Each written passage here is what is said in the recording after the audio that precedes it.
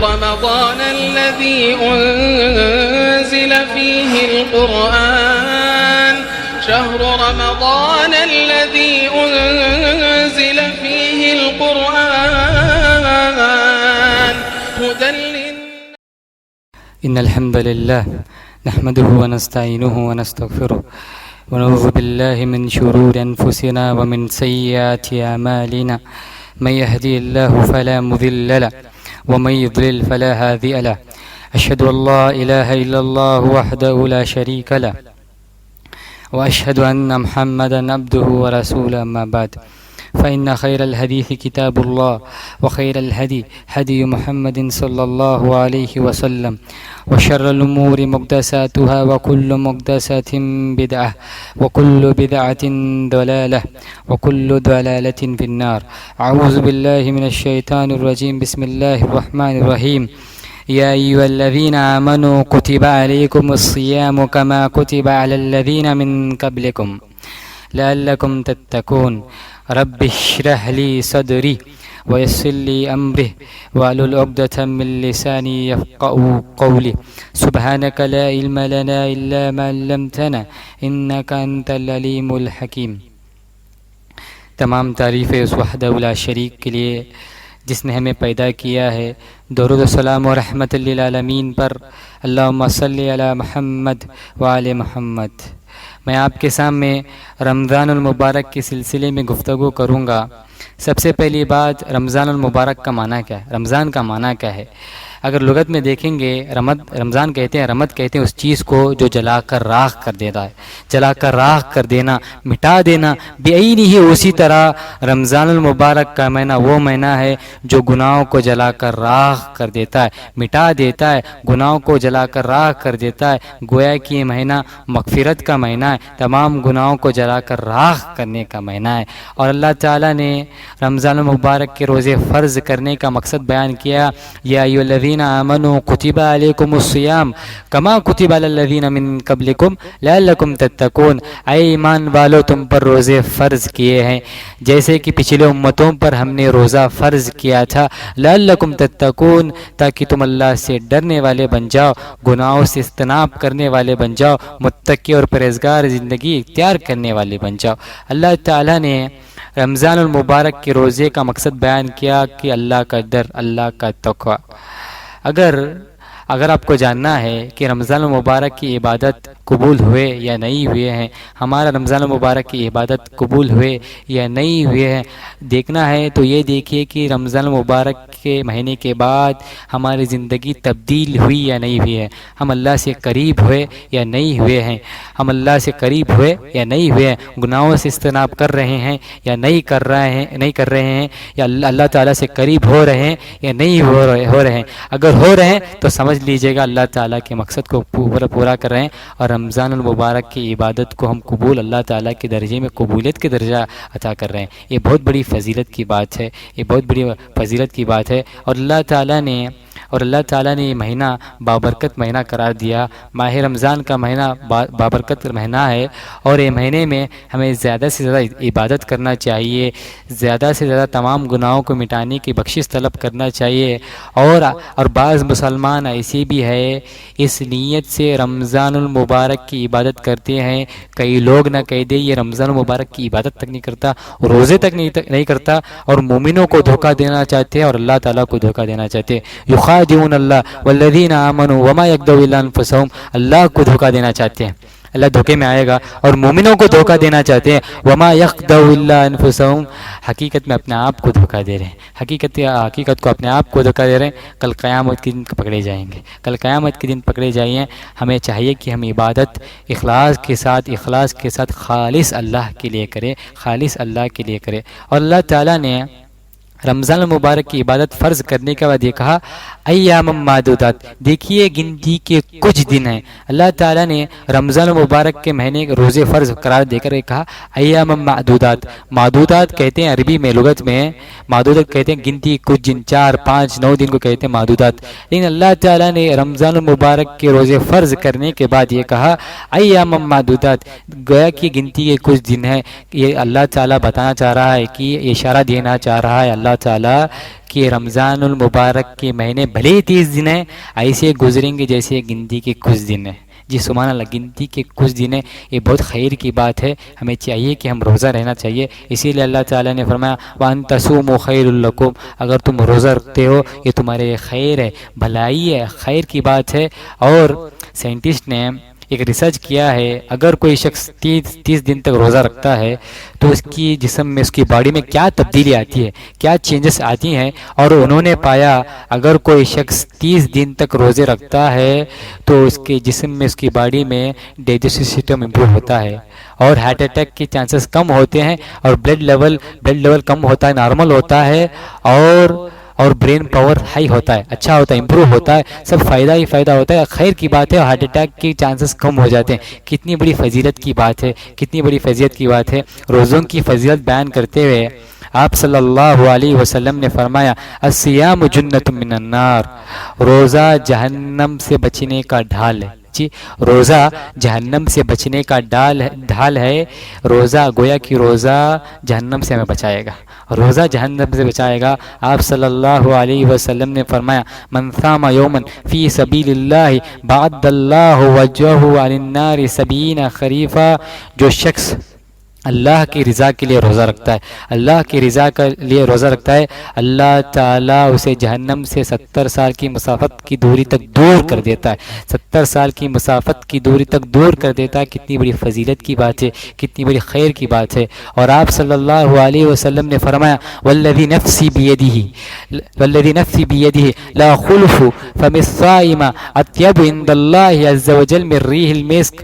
آپ صلی اللہ علیہ وسلم نے فرمایا قسم ہے اس ذات کی جس کے قبضے میں میری جان ہے. نبی قسم کھا رہے ہیں، قسم ہے اس ذات کی جس کے قبضے میں میری جان ہے، روزے دار کے منہ سے جو بو آ رہی ہے اللہ کے نزدیک مشک سے زیادہ پسندیدہ ہے، اللہ کے نزدیک مشک سے زیادہ پسندیدہ. کتنی بڑی بات ہے، کتنی بڑی خیر کی بات ہے.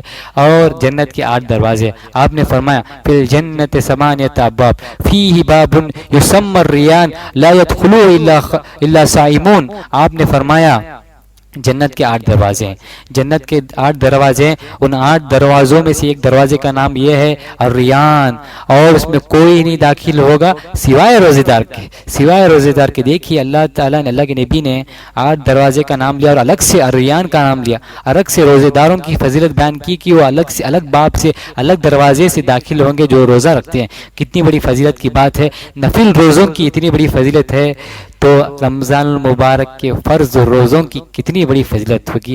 ہمیں چاہیے کہ اہتمام کرے. اور ماہ رمضان کی سب سے بڑی فضیلت، ماہ رمضان میں قرآن مجید نازل ہوا.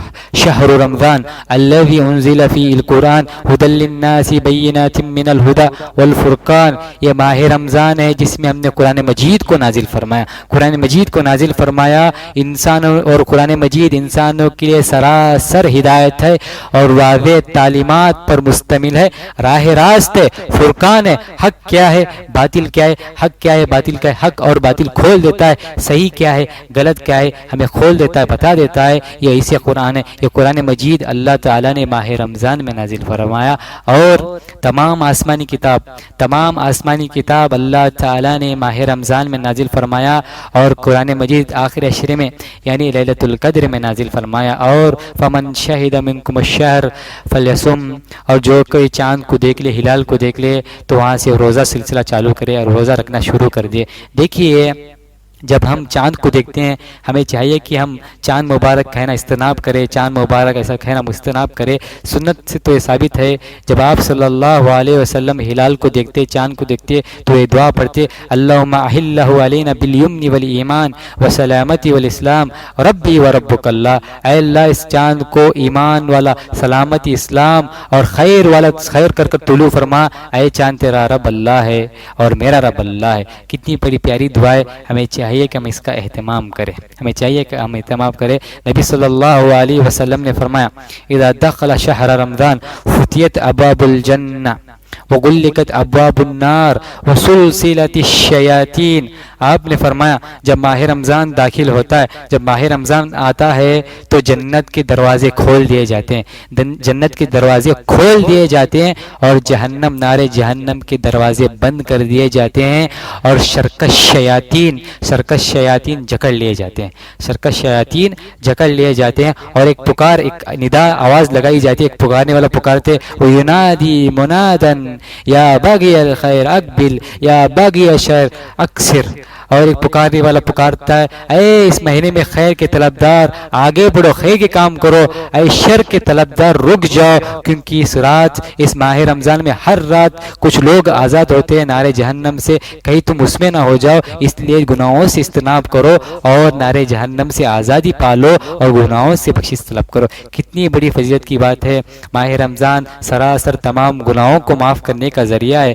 آپ صلی اللہ علیہ وسلم نے فرمایا من صام رمضان ایمانا واحتسابا غفر له ما تقدم من ذنبه، جو شخص رمضان کے روزے رکھتا ہے اخلاص کے ساتھ اور امید کرتا ہے کہ مجھے اجر ملے، غفر له ما تقدم من ذنبه، اس کے تمام گناہ معاف کر دیے جاتے ہیں، اس کے تمام گناہ معاف کر دیے جاتے ہیں۔ کتنی بڑی فضیلت کی بات ہے۔ اور سحری باعث رحمت ہے، جی سحری باعث رحمت ہے۔ آپ نے فرمایا تسحروا فإن فی السحور برکہ، سحری کا کھانا کھاؤ کیونکہ یہ باعث رحمت ہے، سحری کا کھانا باعث رحمت ہے، اسی یوں ہی مت چھوڑ دیا کرو، اگر تم ایک گھونٹ پانی بھی پی لو کیونکہ فإن عز وجل وملائکۃ یصلون علی المتسحرین، کیونکہ اللہ عز وجل سحری کھانے والوں پر رحمتیں نزول فرماتا ہے اور فرشتے ان کے حق میں دعا کرتے ہیں، فرشتے ان کے حق میں دعا۔ اور آپ صلی اللہ علیہ وسلم کا معمول تھا کہ آپ صلی اللہ علیہ وسلم جب سحری کرتے تو دیر سے کیا کرتے اور افطاری جلد کیا کرتے تھے، افطاری جلد کیا کرتے تھے۔ ہمیں چاہیے ہم سحری کریں اور دیر سے کریں، سنت نبوی سے ثابت ہے، اور ہم دن رات جھوٹ اور گناہوں سے اجتناب کرنا چاہیے۔ آپ صلی اللہ علیہ وسلم نے فرمایا من لا یدع قول الزور وعمل به وجهل ليس لله حاجة ان يدع طعامه وشرابه، آپ نے فرمایا جو شخص روزی کی حالت میں جھوٹ بولتا ہے، غیبت کرتا ہے، جہالت کے عمل کرتا ہے، جہالت کے باتیں کرتا ہے، جھوٹ اور غیبت کرتا ہے، تو اللہ تعالیٰ کو کوئی ضرورت نہیں کہ اللہ تعالیٰ اس کا کھانا پانی وہ چھوڑ دے، اللہ تعالیٰ کو کوئی ضرورت نہیں کہ وہ کھانا پانی چھوڑ دے، یعنی اللہ تعالیٰ کو کوئی ضرورت نہیں اس کا روزہ رکھنے کا، یعنی اللہ تعالیٰ کے دربار پر اس کا روزہ قبول نہیں ہوتا۔ ہمیں چاہیے کہ ہم گناہوں سے اجتناب کریں، ہمیں چاہیے کہ ہم گناہوں سے اجتناب کریں، اور افطار کے وقت دعا قبول ہوتی ہیں، دعا قبول ہونے کا باعث ہے افطار کے وقت دعا قبول ہوتی ہیں۔ آپ نے فرمایا ثلاثۃ لا ترد دعوتهم الصائم حتى يفطر، آپ نے فرمایا تین دعا ایسی ہے جو رد نہیں ہوتی ہے، اس میں سے ایک جو افطار کے وقت دعا کی جاتی ہے وہ دعا رد نہیں ہوتی ہے، سبحان اللہ، وہ دعا رد نہیں ہوتی ہے۔ ہمیں چاہیے کہ ہم افطار کے وقت دعا کریں اور افطار میں جلدی کرنا چاہیے۔ آپ صلی اللہ علیہ وسلم نے فرمایا لا یزال الناس بخیر ما اجل الفطرہ، آپ نے فرمایا میری امت کے لوگ اس وقت تک خیر میں رہیں گے جب تک وہ کہ افطار جلدی کرے، ہمیں چاہیے کہ ہم افطار جلدی کرے، باعث رحمت ہے، ہمیں چاہیے کہ ہم افطار جلدی کرے۔ اور جب سنسٹ ہوتا ہے، جب سورج طلوع ہوتا ہے، جب یعنی سنسٹ ہوتا ہے تو ہمیں چاہیے کہ ہم فوراً افطار کر لینا چاہیے، ہمیں چاہیے کہ فوراً افطار کر لینا چاہیے، خیر کی بات ہے، یہ خیر کی بات ہے۔ آپ صلی اللہ علیہ وسلم نے فرمایا، اللہ عز و جل فرماتا ہے، حدیث قدسی ہے، آپ نے فرمایا، آپ صلی اللہ علیہ وسلم نے فرمایا کہ اللہ تعالیٰ فرما رہا ہے احب عبادی الی اجلہم فطرہ، اللہ تعالیٰ فرما رہا ہے میرے بندوں میں سے اس بندے کو میں محبت کرتا ہوں جو بندہ افطار میں جلدی کرتا ہے، افطار میں پہل کرتا ہے، جلدی کرتا ہے۔ ہمیں چاہیے کہ ہم افطار میں جلدی کریں، ہمیں چاہیے کہ ہم افطار میں جلدی کریں۔ افسوس کی بات یہ ہے جو سنت پر عمل کر رہا ہے اس کا مذاق اڑایا جاتا ہے، ہمیں چاہیے زیادہ سے زیادہ سنت پر عمل کرے، ہمیں چاہیے کہ پھر سنت پر عمل کرے۔ اور آپ صلی اللہ علیہ وسلم کا معمول تھا، آپ صلی اللہ علیہ وسلم جب افطار کیا کرتے تھے کھجور یا پانی سے افطار کھولا کرتے تھے، آپ صلی اللہ علیہ وسلم کی سنت ہے۔ اور جب افطار کے بعد یہ دعا پڑھتے تھے ذهب الظما وبطلت العروق وثبت الاجر انشاءاللہ، پیاس بجھ گئی، رگیں تر ہو گئی اور روزے کا اجر انشاءاللہ اللہ تعالیٰ دے گا۔ کتنی پیاری دعا ہے، ہمیں چاہیے کہ ہم دعا کا اہتمام کریں۔ اور آپ صلی اللہ علیہ وسلم نے روزے دار کو جو کھانا کھلاتا ہے اس کا اجر بھی بتایا۔ آپ صلی اللہ علیہ وسلم نے فرمایا من فطر صائما من فطر صائما كان له مثل اجره غير لا ينقص من اجره شيئا من اجره صائم شيئا. آپ نے فرمایا جو شخص روزے دار کو کھانا کھلاتا ہے، روزے دار کو افطار کراتا ہے، تو شخص کو اللہ تعالیٰ روزہ کا اجر دے گا. جی سبحان اللہ، اللہ تعالیٰ روزے کا اجر دے گا اور اس میں ذرہ برابر بھی کمی پیشی نہیں ہوگی، اس میں ذرہ برابر بھی کمی نہیں ہوگی. کتنی بڑی فضیلت کی بات ہے. ہمیں چاہیے کہ روزے داروں کو ہم افطار کریں، روزے داروں کو ہم کھانا کھلائیں. یہ بہت بڑی بات ہے، یہ بہت بڑی فضیلت کی بات ہے. اور افطار کے بعد کچھ لوگ نارے جہنم سے آزاد ہوتے ہیں، کچھ لوگ نارے جہنم سے آزاد ہوتے ہیں. آپ نے فرمایا ان للہ عند کل فطر اتاک وفی ذلک کل لیلہ. آپ نے فرمایا افطار کے بعد کچھ لوگ نارے جہنم سے آزاد ہو جاتے ہیں. نارے جہنم سے یہ مہینے میں، یہ بابرکت مہینے میں نارے جہنم سے آزاد ہو جاتے ہیں. ان لوگوں نے گناہوں کو استغفار کیا، گناہوں سے بخشش طلب کی، اور اللہ تعالیٰ ان کو گناہوں کو بخشش طلب کر کر قبول کر کر نارے جہنم سے آزاد کیا. کتنی بڑی فضیلت کی بات ہے. ہمیں چاہیے کہ ہم روزوں کا استعمال کریں، روزوں کا اہتمام کریں اور اخلاص کے ساتھ روزہ رکھنا چاہیے. اور تراویح کی فضیلت بھی بتائی آپ صلی اللہ علیہ وسلم نے.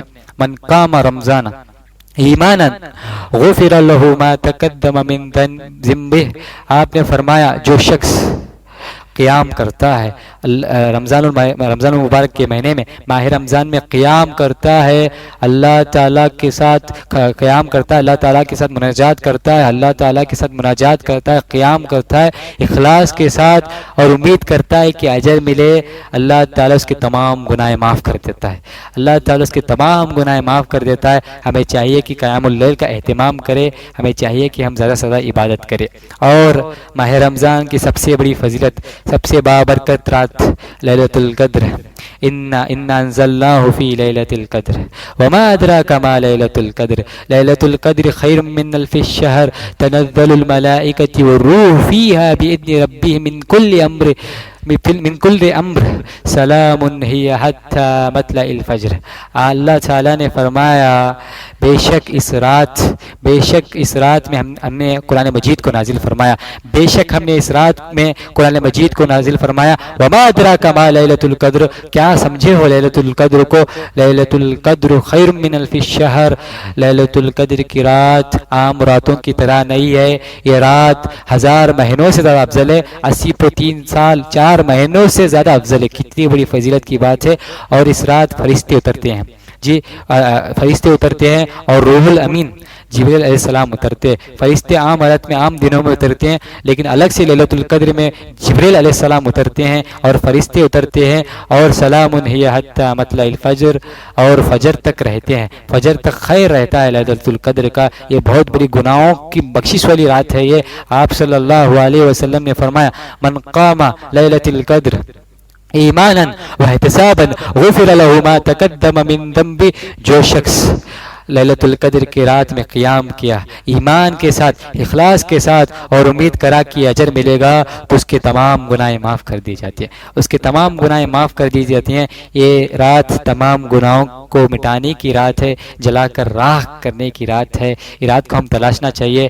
آپ صلی اللہ علیہ وسلم نے فرمایا تحروا لیلۃ القدر فی الوتر من العشر آخر من رمضان. آپ صلی اللہ علیہ وسلم نے فرمایا ماہ رمضان کی آخری عشرے کے تاک راتوں میں لیلۃ القدر کو تلاش کرو، کیونکہ لیلۃ القدر تاک راتوں میں ہو سکتی ہے. جی تاک راتوں میں ہمیں تلاش کرنا چاہیے. 21 23 25 27 29 اور ڈیز میں تلاش کرنا چاہیے، اس میں لیلۃ القدر ہو سکتی ہے. اور آپ صلی اللہ علیہ وسلم نے علامات بتائی، نشانی بتائی کہ لیلۃ القدر کی رات کیسا ہوگا. آپ نے فرمایا جب لیلۃ القدر کی رات ہوتی ہے، وہ رات نہ زیادہ ٹھنڈی ہوتی ہے نہ گرم ہوتا ہے، درمیانی موسم ہوتا ہے. جی نہ ٹھنڈ موسم ہوتا ہے، نہ گرمی سخت گرمی ہوتی ہے، درمیانی موسم ہوتا ہے. اور اس دن تارے نہیں ٹوٹتے ہیں، اس دن تارے نہیں توڑتے ہیں. آج اگر لیلۃ القدر ہے تو کل صبح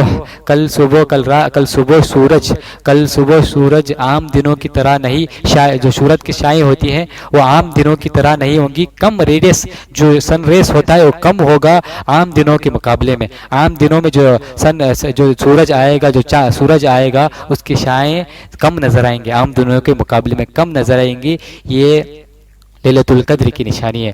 اور ام المؤمنین عائشہ رضی اللہ تعالیٰ عنہ نے آپ صلی اللہ علیہ وسلم سے پوچھا اے اللہ کے نبی اگر میں لیلۃ القدر کو پالوں تو میں کیا پڑھوں؟ تو آپ نے فرمایا اللہم انک عفو تحب العفو فاعف عنی. آپ نے فرمایا یہ دعا پڑھو اللہم انک عفو، اے اللہ تو سراسر عفو ہے، سراسر گناہوں کو معاف کرنے والا ہے اور گناہوں کو معاف کرنے کو پسند کرتا ہے، اور میرے گناہوں کو معاف کر دے، گناہوں کو معاف کر دے. اللہم انک عفو تحب العفو فاعف عنی، میرے گناہوں کو معاف کر دے. کتنی بڑی دعا ہے. ہمیں چاہیے کہ ہم اس رات میں زیادہ سے زیادہ دعائیں کریں اور زیادہ سے زیادہ عبادتیں کریں. اگر عبادتیں قبول ہو گئی تو 3 سال اور 4 مہینوں سے زیادہ عبادتیں کرے ہوتا اجر ملے گا، ہمیں کرے سو اجر ملے گا. اتنی بڑی فضیلت کی بات ہے. اور آپ صلی اللہ علیہ وسلم نے فرمایا ان هذا الشهر قد حضركم وفيه ليلة القدر خير من الف الشهر من حرمها فقد حرم الخير كله وما يحرم خيرها الا محروم. آپ نے فرمایا کہ ماہ رمضان میں ایک رات ہے جو ہزار مہینوں سے افضل ہے، اور یہ رات بابرکت رات ہے. جو شخص اس رات سے محروم ہو گیا، جو شخص اس رات سے محروم ہو گیا وہ تمام خیر سے محروم ہو گیا، تمام بھلائی سے محروم ہو گیا، دنیا اور آخرت کی تمام محرومیت سے، تمام خیر سے محرومیت ہو گیا. اور بدنصیب اور محروم شخص سے رات چھین لی جاتی ہے، بدنصیب اور محروم شخص سے رات چھین لی جاتی ہے. اللہ تعالیٰ سے دعا ہے کہ اللہ تعالیٰ ہمیں اس محرومیت سے بچائے، لیلۃ القدر کی محرومیت سے بچائے. وہ شخص محروم ہو جاتا ہے جو شخص رات کو پایا اور مغفرت نہ تلاش کی، اللہ تعالیٰ تمام خیر سے اسے محروم کر دیتا ہے. یہ بہت بڑی بات ہے، بہت بڑی وعید کی بات ہے. ہمیں چاہیے کہ ہم لیلۃ القدر کو تلاش کر عبادتیں کریں. اور آپ صلی اللہ علیہ وسلم نے جو شخص رمضان کی مبارک مہینہ پایا اور مغفرت نہ طلب کی، اس کے وعید میں فرمایا آپ صلی اللہ علیہ وسلم نے رغم الف رجلا دخل علیہ رمضان ثم انسلک قبل ان یکفر. آپ نے فرمایا وہ شخص برباد ہو جائے، ناک آلود و برباد ہو جائے جو شخص رمضان کا مہینہ پایا اور مغفرت نہ تلاش کی، مغفرت کیے بغیر وہ رمضان گزر گیا، مغفرت نہ تلاش کی اور رمضان گزر گیا، وہ شخص برباد ہو جائے، ناک آلود. کتنی بڑی بات ہے. ہمیں چاہیے کہ ہم رمضان مبارک کی مغفرت تلاش کریں. یہ بابرکت مہینہ ہے، مغفرت والا مہینہ ہے، ایمان کو تجدید کرنے والا مہینہ ہے، نفس پرستی سے بچنے والا مہینہ ہے، ترقی کرنے والا مہینہ ہے، اللہ سے قریب ہونے کا مہینہ ہے. یہ مہینہ تمام برکت اس میں ہے. ماہ رمضان بہت برکت والا مہینہ ہے. ہمیں چاہیے اس کی محرومیت سے اور آپ صلی اللہ علیہ وسلم کی دعا جو کی آپ صلی اللہ علیہ وسلم محرومیت سے، ہمیں چاہیے کہ ہم اجتناب کریں اور اللہ تعالیٰ اور اللہ کے نبی صلی اللہ علیہ وسلم جو سنت سکھائے اس سنتوں پر عمل کرے. اور آپ صلی اللہ علیہ وسلم نے ایک بار ممبر پر چڑھے، مشہور حدیث ہے، ایک بار ممبر پر چڑھے اور کہا آمین آمین آمین. تو صحابہ نے کہا اے اللہ کے نبی کیا ماجرا ہے؟